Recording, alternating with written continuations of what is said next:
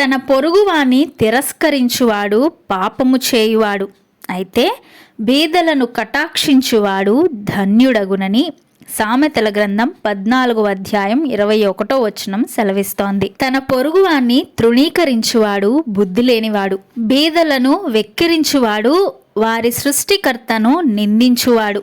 దేవుడు బాధపడువాని బాధను తృణీకరింపలేదు, దాన్ని చూచి ఆయన అసహ్యపడలేదు, అతనికి తన ముఖమును దాచలేదు. వాడాయనకు మొర్రపెట్టగా ఆయన ఆలకించెను. నా ప్రియ సహోదరులారా, ఆలకించుడి.